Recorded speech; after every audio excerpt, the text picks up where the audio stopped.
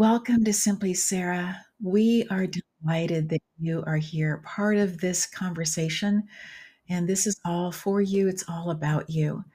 We're also so deeply grateful for our sponsors, for the Stegner family, for Michelle Bell Art, and we're also thankful for our guest today, Marta Spirk, who is joining us for this conversation. Marta, welcome. We are so pleased that you are here with us. Yes, thank you so much for having me. I'm excited. I am excited as well. Marta, you are somebody who helps people get onto stages for them to feel at their absolute best, speaking words of encouragement, words of conviction, words of education. How Mhm. did you get to where you are today, friend? Oh my goodness, it's been quite the journey. I am originally from Brazil, born and raised, but from a young age, I was very obsessed with the English language, the American culture, obviously, huge influence of movies and music growing up. I actually built a career of practically 20 years in teaching languages, interpreting, translating. I started teaching English and tutoring when I was 14. Mhm. And that led me to marry my American husband, move to the United States. But in 2016, I had a huge plot twist to where I gave birth to triplets. So I am a triplet mom. They're almost 10 as we speak right now at the time of this recording. And as you can imagine, that shifted things for me. I feel like motherhood has a way of doing that, and especially in terms of my identity, my purpose, my way of being in the world. And that's when I realized I wanted to change. I didn't want to work in the language, Mhm. traditional communication field that I was in. I started getting more of a mentorship role, and I began coaching. And it's been almost 8 years now since that day. And it's evolved into helping, especially women entrepreneurs, with visibility, with giving themselves the permission to shine and to share their world, as I have been doing the same thing. So it's been kind of like I'm doing it and I'm showcasing it and role modeling it, and then um, bringing women along with me. And especially when it comes to the stage, I'm also a singer. So that's part of the whole performance aspect and confidence that it takes to be in front of a large crowd and owning your own light. So that's how I got here. Oh, it's so beautiful. I'm taking a class right now, and in that class is a medical doctor, and she was talking today specifically about how women are coming to her and saying, teach us how to give ourselves permission. And you talked about that as well, about women giving women permission. Yeah. Um, Tell us a little bit more about that culturally and all the different things. I grew up in the Democratic Republic of Congo, and so I have my own thoughts about why we ask for permission, right? Yeah. But what is it why are we needing to ask permission? What is this about? I think a lot of it has to do with cultural roles, just like you mentioned, and oftentimes your place in the family.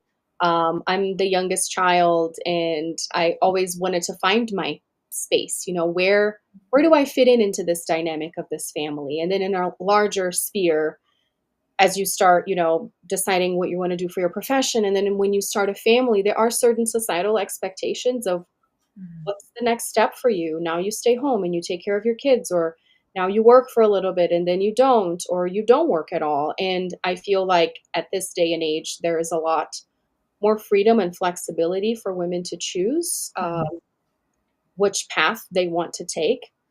And for me, it was interesting because you would imagine, and I got a little bit of backlash, especially from family, that with having three at the same time, the no nonsense obvious decision would be to stay home and care for my kids until they graduated or for a few years. And that's when I felt the biggest pull to actually start my business. mm, I think for me it had a lot to do with finding something that I could control, since mm. the size of triplets was, and again motherhood in general, but especially with triplets, was a lot of something I couldn't really control. Yeah. um, so to your point, in terms of the permission, at the end of the day, it's not just a women thing. It's every human being has to allow themselves to Mm, pursue their passion, to tell themselves, to admit to themselves. I feel like we seek for external validation as a whole, but especially for women, just historically. what are my gifts and how do I leverage them? We kind of wait for people to tell us that. And even when they do, we're kind of hesitant. Mm. And that's a lot of what I work with, and what I learned to work with myself is, this is really what I like to do. You could put me anywhere. I could have grown up anywhere. Yeah. And I dare say I would end up in a similar position if I decided to follow my instincts, Mm. because this is who I am. I was born to do these things. These are my inclinations. And especially, I think, with having triplets, that came to the forefront because they're so different. They were Mm. born the same day, they were in the womb at the same time, they're being raised by the same people. They're extremely unique. And what does that Mm. say about you and me, coming from different backgrounds? Yeah. So are they identical? They are not. So they're all fraternal. Beautiful. Yeah. So you can tell them apart instantly, no matter I where they can. are. Yes, when they were very, very tiny, there was one that was bigger. So I have 2 boys and 1 girl. One of the boys was considerably bigger, the one that came out first, and then the other boy and the other girl were smaller, so they kind of seemed a little more alike, because the hair was a little, the same. Obviously, we dressed them differently, so we Right. would know. Um, Yes. but right off the bat, one was very different just because size-wise, and now they're very, very different at this age. Yeah. So what were some of the things that you would tell surprise mom of triplets? Just some of the pieces about how to get through. Oh my gosh.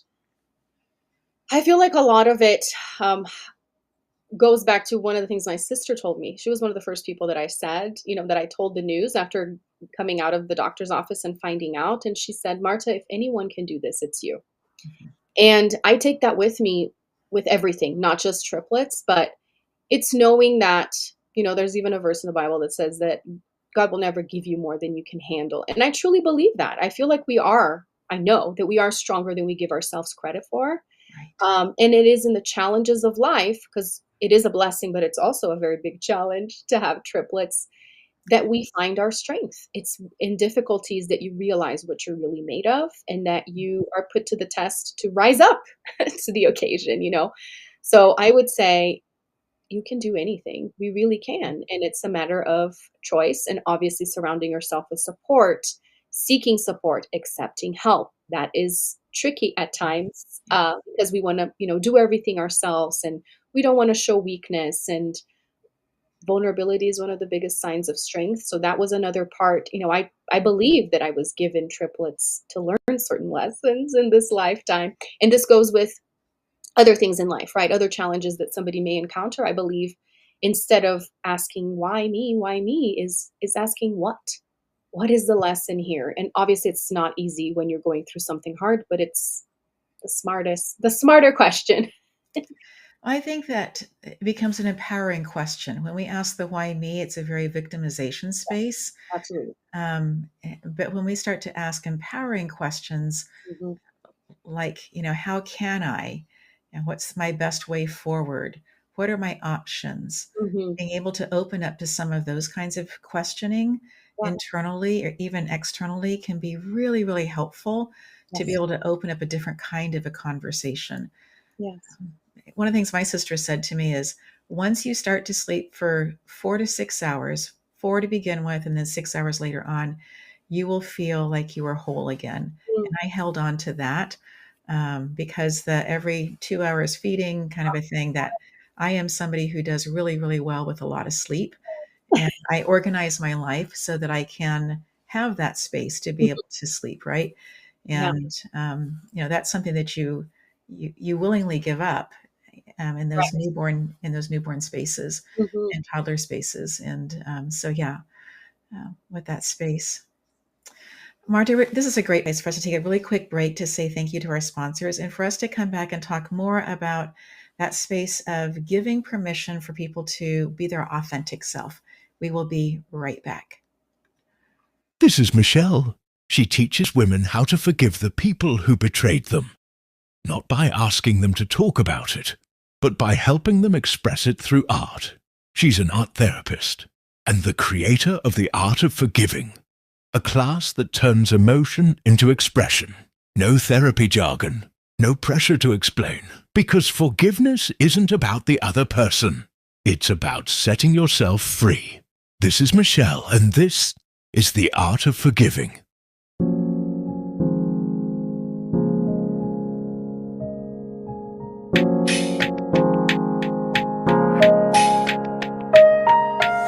Marta, I'm so enjoying this conversation of you talking about giving and helping people to understand that they can give themselves permission to be their best authentic version of who they are using all the gifts that they have. I love that you've talked about having triplets and how that really helped you move into another space of deeper authenticity for yourself, deeper identity in that space as well. I just love for you to share a little bit more about that space of people learning that strength Mhm. of giving themselves permission. Yeah. I think another important aspect is understanding that this is not an overnight thing. Mm, And you can actually look at your whole life's journey as a journey of understanding your identity. Because we have this, I think, westernized, maybe, I don't know, idea of arriving, right?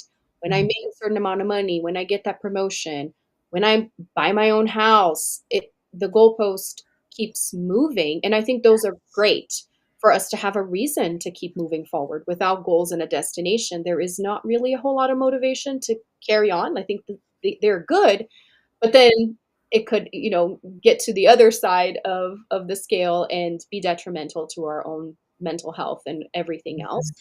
mhm, Um, so understanding that it's about the journey, the infamous and cliche, it's about the journey and not the destination is hard when you need a destination to keep moving, but it shouldn't be the end all be all because it's not. right. So, this whole process of who am I in the world and what am I here to do?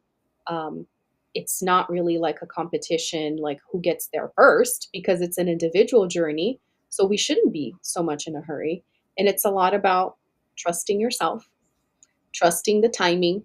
And Mm, I think a lot of it too is the maturity of choosing to see things that way. Like what I was saying, it's a lot. These are lessons. Instead of getting mad, instead of asking those unhelpful questions, like what we were saying, it's yeah. hmm, curiosity, right? What could I learn from this? And the more you put yourself in challenging situations, which I think sometimes we avoid, and we coast through things, we pick the easiest path, right? The path of least resistance, and every day we are met with opportunities to challenge ourselves, and this looks Mhm, different for everyone. So if you choose those challenges, remember I said when you face a challenge, that's when you get to see what you're made of. So if we are on this quest of understanding who am I in the world, well, I need to encounter obstacles to then understand more about myself. And if we're just choosing pleasure all the time, then we are not. And I read a book recently that, oh my gosh, it was mind blowing, that talked about dopamine, the different chemicals, and the different reactions that happens in our body. So the author explained it's called the dose effect, and he explains dopamine, oxytocin, serotonin, and endorphins. And I think we have a general idea of how those work because we talk about exercise and right. connection and community and all of that. But he really goes on to explain how our body is made to operate in the world, and if we are not seeking to work or to do things that are hard, we're actually harming ourselves. That's why we get bored if we're on vacation for very long, because we need that routine. We need to go back into real life. So, long-winded answer to choosing a challenge. And I think that's a lot of part of my message with pushing people to get on the spotlight is people ask me, why do you think, being on stage is so important? There are many reasons, but I think the very first, which I think many people not don't expect, is because it's hard. That's why we need to do it. Marta, I really like that response. And you talked about the goalposts continue to move further and further away. And I think that one of the things that I am really recognizing differently right now in my life is that space of all the goals that I achieved that I never stopped to celebrate.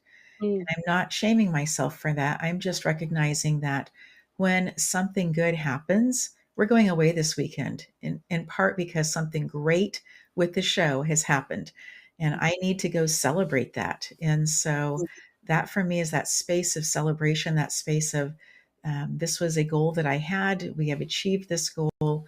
And are there other goals? Yes. But mm, those goals wait till next week because this is the space this week and this weekend of getting away. We're going to go climb a mountain. nice. And but all of it is about taking pictures, which for me are memory markers. Mhm. And I sent that, somebody shared a picture of something we'd done last weekend, someone I don't know super well, and thanked them for the picture and just said, this is a great memory marker. And I thought, I didn't give any context for that.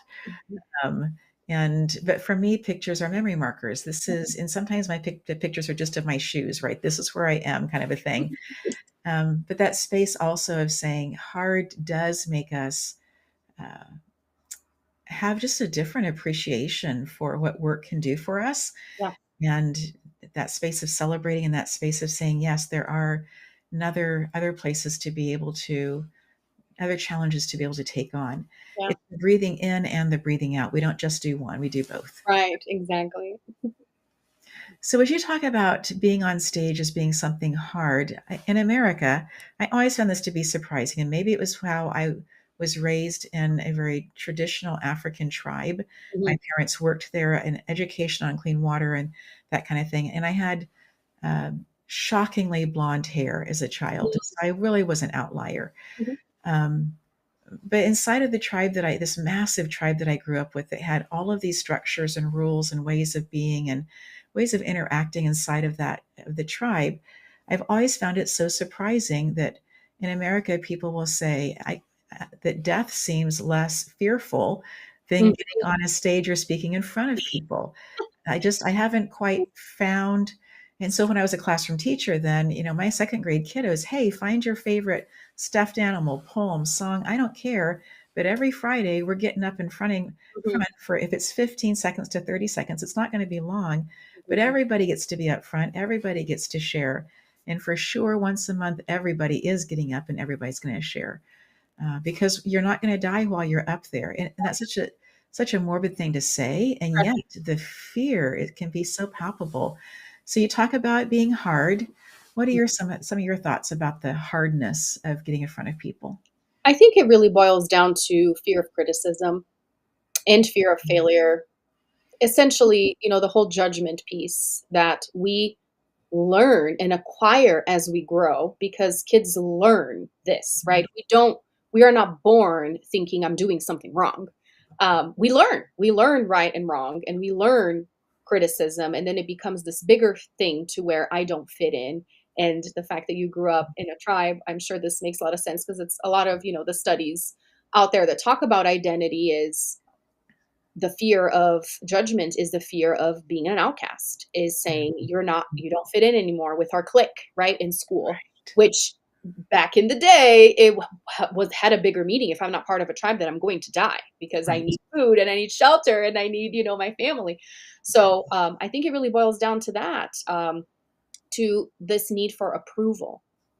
If Mm, I go up in front of people, then maybe the people in the room, they may like me, but what if somebody else sees this recording and they will disagree? mm, So many things that go along with that, right? Somebody will think I said something wrong. Maybe I got the facts wrong, or maybe I forgot where I was going with this. So that's a lot of what I work with people, is that helping them understand that the people in the audience are a lot less judgmental than you think. It's really a reflection of your own self judgment. So they are afraid of others, but in reality, the insecurities start with themselves because, like I said, we learn this growing up. yeah, We learn that people out there judge us, but we can't possibly know who exactly is judging us until they tell us. And many times they don't, but right. we create stories in our heads. And so part of Mhm, what I help women with is, let's assume as you step on stage, because for the majority of it, it's true. Everybody in that audience loves you and they want you to succeed. Because for the mhm, most part, they do. They don't wanna waste their time with something that sucks. The right, person that hired you or invited you, they want you to do a good job because they got you there, right. right? So and we end up going to these places assuming the opposite. They wanna see me trip. They want to see me, Mm, forget my next line or whatever it is, and that is not true because how often when we're in the audience position do we feel bad or do we feel embarrassment or we actually commiserate with the speaker because we know as an audience that it's a lot harder to be there on stage than it is sitting down. It's very easy. And now with social media, right? It's so much easier to be whatever they call it, the the keyboard army or whatever. It's a lot easier to criticize somebody when you're behind a screen. Would you Mhm. have the guts to say it to somebody's face? Probably not. So a lot of it is, and it's so interesting, and that's why it's hard because it's you facing yourself. And whatever position you put yourself on, being an entrepreneur, being a mother, right? All of the things, marriage, all of these things that are super, super hard. Why, at their core, are they hard? Mm. Because you have to face you. And we avoid ourselves most of our lives, which, back to what I was saying, the journey of life is facing yourself. Mm. So it's like we're kind of living a paradox, running away from who we are when we're here to learn who we are. So Mm. those are my thoughts on why it's hard. Marta, I'm really appreciating this space of seeing who we really are through our own eyes and choosing words that describe that are not in judgment, Mhm, but that are just in, isn't that interesting? mhm, Um, in that space of, if I don't sit in judgment of that, if it is interesting, is it interesting enough to be able to develop into something that I would lead with it in a conversation or not? Um, Not that we're talking about ourselves all the time, right. but that space of being able to be vulnerable, because that is a space of leadership. It's a place of courage. It's a place of strength. It's a place of encouraging somebody else. And in French, that word encourage means to literally press courage into somebody's heart. And so when you are encouraging somebody by your own vulnerability, you're literally pressing that courage into their heart in order for them to be able to take another step. And for some people, that step is going to turn into a whole bunch of different steps, Yes. not just one. Mhm, absolutely. Love that. So, are you seeing in some of the people that you're working with some success stories that you'd like to share with us? Maybe it's little anecdotes about things that have happened on stage or conversations that you've had with people, or that I thought I could never do it, and then getting off of stage and that whole rush, the dopamine that happens as a result of doing something hard and doing it and having that feeling. Yeah. Would love to hear some of those. Yeah, absolutely. I have so many stories. I've been very fortunate throughout the years to be that person. Like I tell my clients, I feel honored and I feel privileged because for some of them, this is the very first time that they're even sharing certain things. Right. And that's the other piece. Some people come to me and they say, I need to speak and I need to get out because I want to promote my message and my business. I Mhm. have nothing interesting to say. It's very interesting to hear women that have businesses that have stepped out and doing something super scary, which is to start their own business, that are helping other people transform their lives one way or another, whether it is through a service or a product, to then say, "There's nothing interesting about me. Nothing crazy happened in my childhood. I didn't climb Mount Everest. Can you really help me?" And then it's amazing to see at the end, even of our first session, how they walk away proud of themselves. Mhm. Like it took somebody saying, yes, there's something interesting, and Yes. probing them, and asking questions to be like, oh, Yes. I don't know how we did that, but everything makes sense. And this is my life story. And now I'm able to tell it in a logical way, but Mm. also in an interesting way. And then there are people that have very traumatic things that have happened to them. So one of my clients actually lost her husband, very young couple, Mhm. and she lost her husband unexpectedly to a motorcycle accident.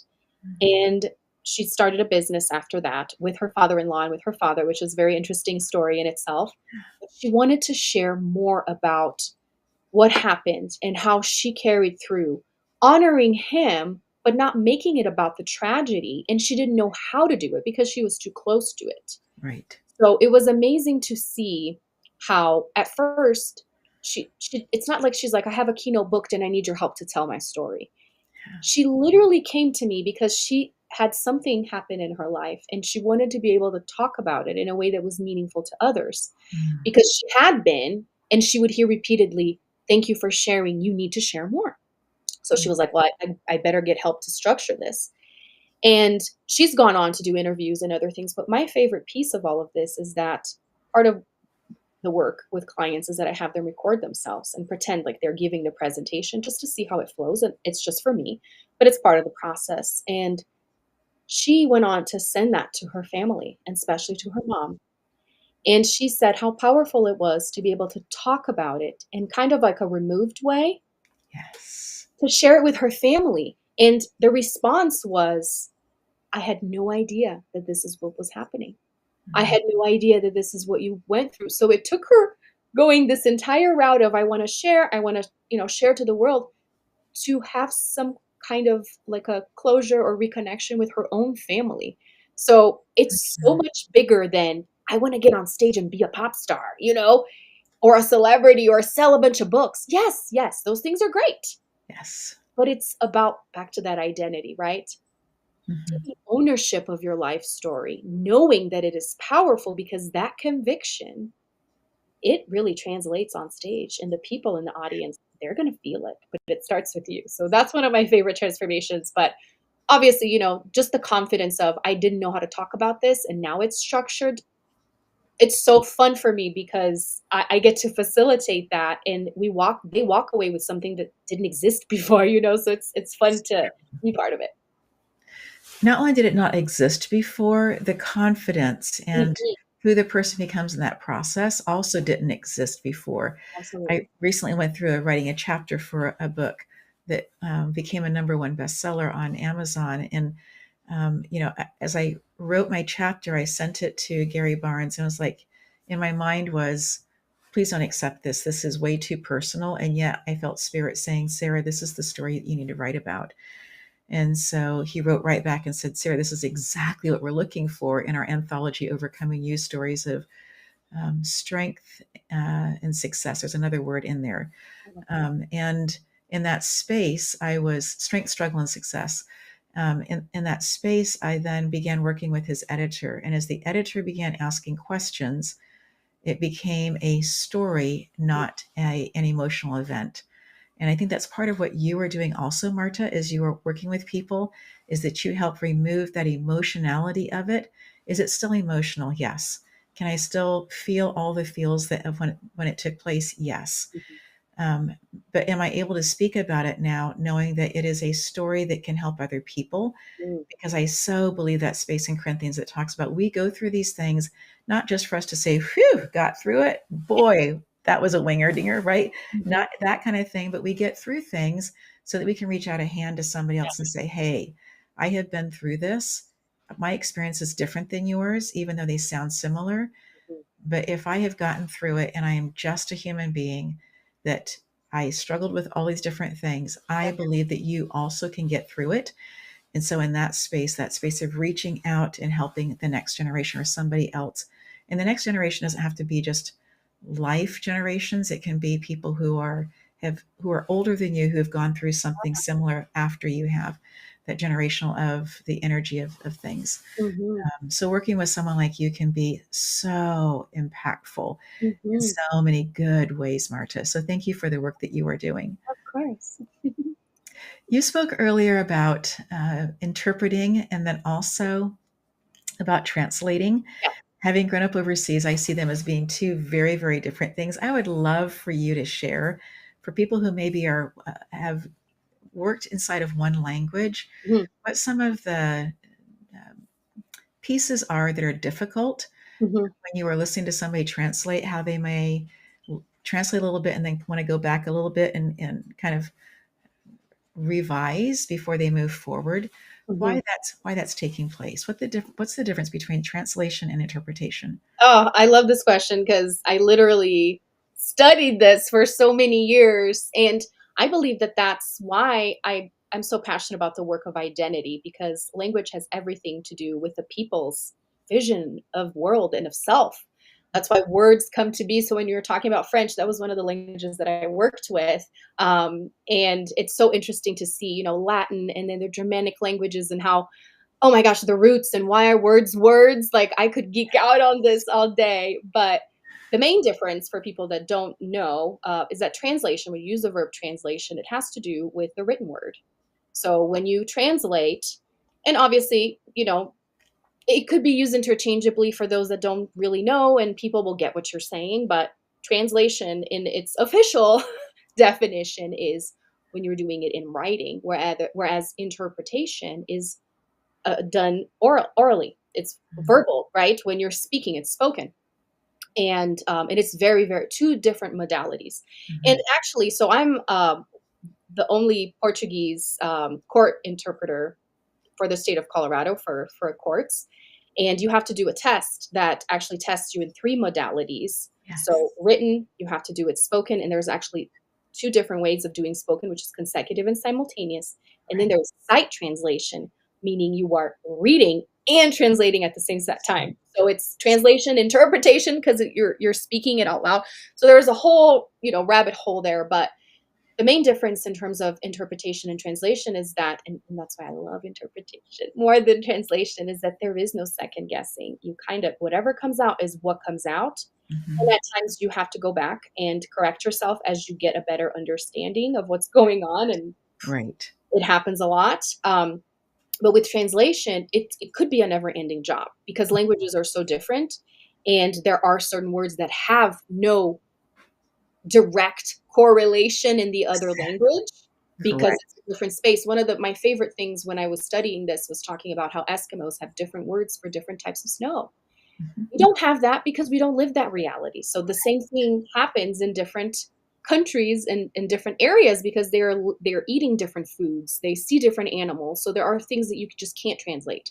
And that's why you have certain words that are borrowed from other languages because why translate when you just could just use the actual word, right? Right. Um, but yeah, so when you're using the written word, which this goes for editing, you could edit a book eternally because you will find a place to add or remove a comma or do whatever, create a paragraph where it wasn't. Translation is even more intricate because you could be like, this is not really what they meant, but do you know exactly what they meant? Oftentimes the author is not even living. So true. It's very tricky. For me, Marta, part of the translation versus the interpretation is the translation is word for word, Mm, and the interpretation is what was the meaning from the heart. right. And so whether that happens to be written or orally, but I love that you talk about translation being the written part Mhm. and then interpretation being what's taking place as you're doing listening and giving that information right back out in a Mhm. different language. Such a powerful thing. And thank you so much for your service in the court system. Yes. That's such an important piece to be able to have somebody who understands the culture, understands the language, Mhm. understands this culture, understands this language, understands the rules in the court system here, and how it can be so different than what's taking place in other parts of the world. Mhm. So I so appreciate um, you standing up and doing that because that's not you are putting yourself out there every single time you go do this. Yes, it's another challenge that I put myself through, but I feel very useful. So it's very, very rewarding to your point. I Yes, know that without my help and my voice there, it's just not the same for somebody that's not from here, that doesn't understand the legal system. It's, yeah. yes, yes. Such an important space. So, as you think about where you have been with languages and teaching English and wanting to come to America and that happening, Hmm. and now having triplets and what do I do next, and then choosing to become a business owner and all along singing, doing other things as well. I love your pink guitar in the back, at least for my glasses, it seems like it's a pink guitar. Um, so, what do you see as some of the things you're already working in the court system in Colorado as an interpreter from English and Portuguese and back and forth? What are some of the other things that you see ahead of you, or things that you are dreaming about or considering? Oh my goodness. So I always tell people that one of my big dreams, because part of the singing developed, I used to sing in church. My mom is a pastor, so that was how things developed. But then after moving to America, a thing that I still do and that I'm really known for is singing the national anthem at different sporting events. And it's amazing to see how different doors have opened for me to do professional events all over town. But I have a dream of singing the national anthem for an NFL game, so for the Denver Broncos. And that's something that I'm, on the quest of finding the right connection and getting the invitation. I know they don't have as many games as other sports. Right. There's so many different obstacles there, but I know it's possible. So that's Yes. part of one of the boxes I'd love to check just because. And then the other piece is I have done events where I get to showcase my local clients several times. Mhm. especially with my kids growing up now, I know there's more possibility for travel for me and to do, things that were just difficult with there being 3 of them being little. Yes. And I see in my future the opportunity of creating large events and conferences where I get to welcome my clients and showcase the work that we've done together. Because I love helping people find platforms and even creating their own platforms to share their story. But I would love to create that platform for them and invite them. And I do that with having my podcast, and I've done anthology books as well. But nothing is quite the same as being live in front of a crowd. So that's something that I want to do and I want to put together. So I know it's coming. I think also one of the pieces that, we've all learned at some level how to do the Zoom or podcasts Yeah. or television shows or the virtual kind Hmm. of thing. There really is something very, very special about in person Hmm. that just doesn't happen quite the same. Yeah. And I can't put my finger exactly on what it is, but there is. But I also will say, um, we've been watching some sport recently, Mm, and that for me, um, I want to watch it live. Like, I won't go back to watch it later on. mm, If yeah. I'm not watching it live, just tell me the score. Let's move on. Right. Exactly. That's true. And so I think that there is something about that energy simultaneously, Mhm. whether you are in the city when it's happening or not, Mhm. that just to be able to be part of the what's taking place Yeah. kind of a thing. Right. So That's that's so good. So tell me about your podcast. What kind of things are you doing on your podcast? Yeah, so I've rebranded it a few times, but the name that I've had for almost 5 years now, it's called The Empowered Woman, which takes on the brand and also my books.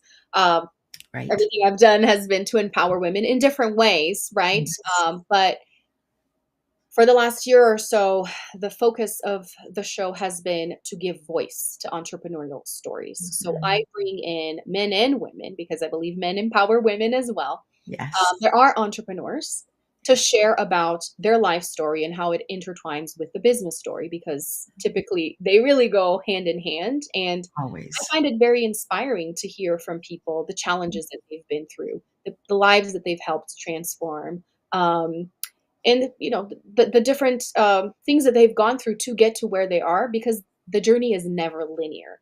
And when we see somebody successful, we usually assume, oh, it's because their dad had connections, oh, they had it easy. And hardly ever that is true. And it's interesting to hear directly from the person to say, Mhm. I had nothing, I knew nothing, I knew no one. Yeah. Obviously it's different for everybody, but the gist of, they didn't come out the womb super successful essentially, or they didn't come out the womb knowing exactly what they were going to do. That's fun. I love, you know, getting to have the moment where I hear those answers because there are many common themes, Mhm. lots of overlap with other people's stories, but it's never the same, like you were saying, right? And we resonate with those stories. It's like, Yes.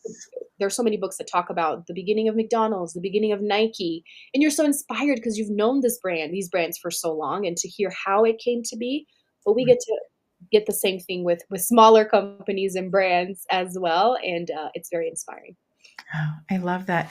And I love that space of empowering because there is something about not just saying you, as a woman, you should, or as a man, you should, but about saying these are concepts and ideas. And what in this stirs something up in you? Yeah. And then what action are you going to take? Because to be empowered, there has to be action, Yes. even messy action. Excellence doesn't come from nothing, Right. it doesn't come from not doing anything. Action is required in order for excellence to show up. And I would even say that messy action is required in order Mhm. for excellence to show up. And so that space of empowering is going to be the encouraging of the messy. I think one Mhm. of the things also that I really appreciate about the conversation between a closed mindset or a Mm. fixed mindset and a Mhm. growth mindset is that a fixed one is going to say, this is who I am. These Mhm. are the talents or skills that I have or don't have. Nothing's ever going to change. Right. And the space to be able to move into, if one wants, is to be able to say, I have a growth mindset. This is where I've been. These are the skills and things that I have Mhm. that I've developed to this point.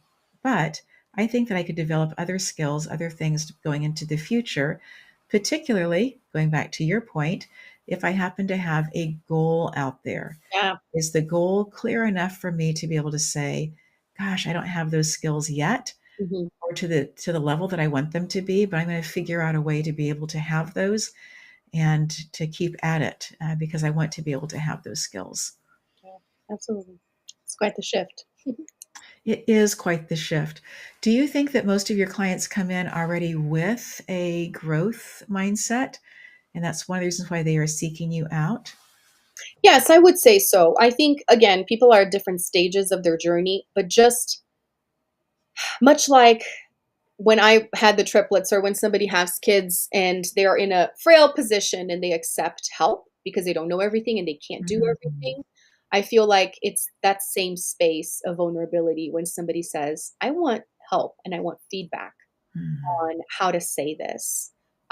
Because you could be I mean, I have had clients that are very well spoken that already do a lot of speaking, but they come to me because they want to share their story. And that's not something that they are comfortable enough doing by themselves because they don't know what's interesting, right? They're too Yeah. close to it. So it's having that maturity or seeking that maturity. I To your point, Yes. being in that growth mindset or seeking the growth mindset to be like, I would much rather have an expert come listen to what I have to say and pull the pieces that are interesting than just sit here by myself and kind of wonder and maybe not ever do it. Because that's the other thing. If there's nobody pushing them, and the accountability piece is huge. And I love working with a deadline. So that's one of the promises that I make is that you will find and you will book some kind of opportunity to test out what we create together. That's part Yeah. of the promise because I want to see how you do. I want to see how you feel. And then we can tweak and we can move on. So having that, the goal, right? Of now, ooh, somebody called me, somebody hired me. I have to know what to say. Yeah. Awesome. Now there is urgency for us to create, for you to practice, Yes. get in front of people. That's where really all the change and the transformation happens is moving towards something, right? So I would say, yeah, they're already on that path, right? They understand that there's a next level, and that's something else that I say is, what's your next level of discomfort? Mm.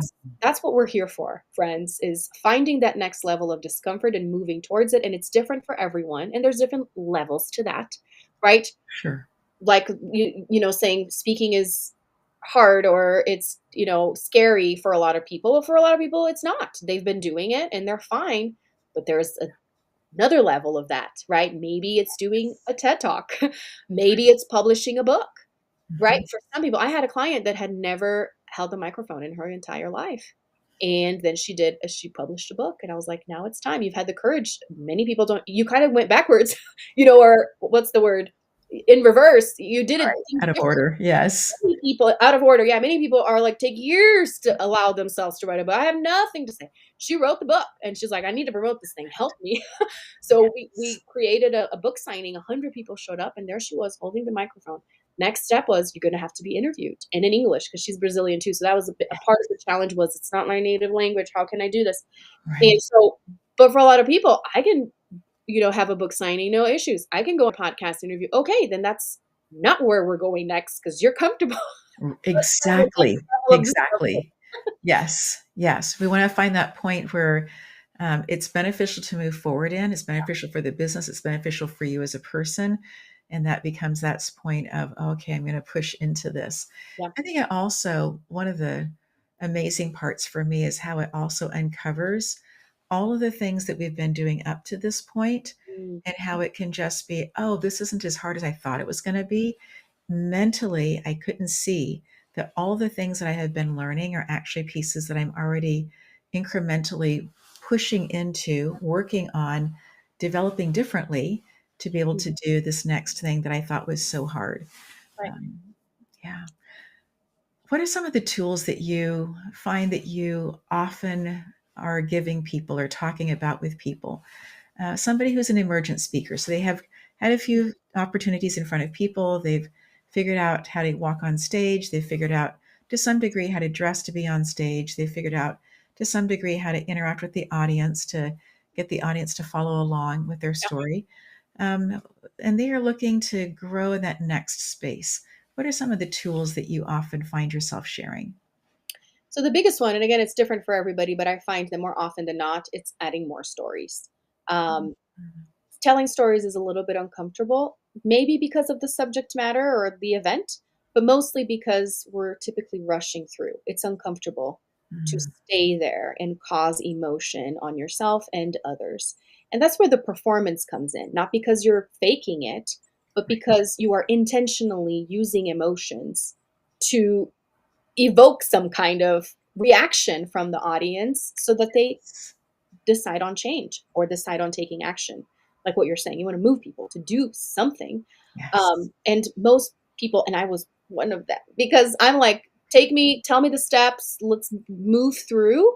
And I didn't realize how powerful it is to pause because it was uncomfortable. So I had to, guide myself there. And now that's what I do with clients in um, slowing down and Mm, looking people in the eye and mhm. pausing and waiting for the reaction instead of being frazzled. Let's look at my notes and move through the slides and read through the slides. So, adding more stories is key. Adding Mm, client stories that adds credibility, but also adding personal stories to build rapport is something that typically every speaker could do a better job with, because we all have stories and we have more than one. We have key stories. So for me, a big story is, moving from Brazil to America, mhm. having triplets. Those are big stories, but I have little stories of little moments of thinking I lost my dog, but I didn't. Right? We all have all of those Yes. stories. And there's so many resources and books that talk about how to be a better storyteller. So I think everybody Mhm. can benefit from that regardless of where they're at. And I think the other piece, besides picking another level of challenge. So, what scares you? Let's find it and let's move through that. Is not undermine the power of practice, both Cute. by yourself, but Mhm. also by doing it. Many people Yes. think they're going to be great just out of the gate. And if they're not, they're disappointed. Well, the greatest people, again, did not come out the womb that way. They failed, whatever you want to call failure, right? I mean, they did not do it perfectly, and hardly ever do we ever do anything perfectly, right? And So that's the beauty true. of it. You don't know how it's going to come out, and you learn from it, you give yourself grace, and you keep on going. And not only by doing in practice, because you can't learn anything. Like you're talking about excellence. I love your plug on excellence, take action. And it takes doing things imperfectly over and over and over again. I was hearing a trainer once talk about, basketball players, they don't practice until they make a shot. They practice until they can't miss. And they Right. still miss, So Right. that's it. It's just keep doing it over and over again, but also doing it when no one's watching. And that's Mhm. hard because there's no stimulus there. But that's where you have to be self-motivated to be like, I'm going to get better because I'm, taking the time right here, right now, and doing it in the mirror, doing it for my dog, doing it for my family, doing it in the Yes. car, doing it when I shower, just getting the reps in. So true. I remember when I was a music major and we were doing conducting classes, and the person would always have an IT person there, somebody from technology videotaping us Mm, because he wanted us to be able to see ourselves. And our job was to go home and go watch that. And what movements did we take that we liked? What things had we learned from him that we were doing well? And then and also was the positive critique, because it was always done in such a safe container, nice. um, that we would that part was also videotaped. And so did we come and get our feet in the right place to begin with? Did we get the music stand to the right height if we needed to have a music stand? And oftentimes we were sight reading music that we would each be given 30, everybody, the choir, everybody, orchestra, all of it. Here are 30 pieces of music. We're just going to go through these. And in part, he was looking for the songs that he liked, that he thought that maybe we would use the next year in some form Mhm. or fashion, as the university choir and orchestra was touring. But part of it is he was just wanted us to be able to look at music raw, and be able to say, what can I do with this? And can I read the markings? Can I do all the different pieces that go along with this? And can I maintain a space where I am with who, if it's the orchestra or pianist, it doesn't matter, that we are together, and that then the people that we are uh, bringing in at different points to be able to sing, are we also then bringing them in the right places and encouraging them as they are doing well. But watching that video was something that for me as a, gosh, 18, 19-year-old was so hard to do. And yet, after teaching um, for about 15 years, maybe even closer to 20, I was given the opportunity to leave the classroom and go to move into the music department, in part because of how things were. Uh, we had an elementary school that we were closing up, and so we were shifting teachers around and looking at people's credentials and what kind of credentials did they have. And I had been a classroom teacher all of those years, and yet they needed somebody to move into the music department. I had the credential, and so part of my agreement with the school district was, I will do that, but you've got to send me back to conducting school because I haven't been using those skills.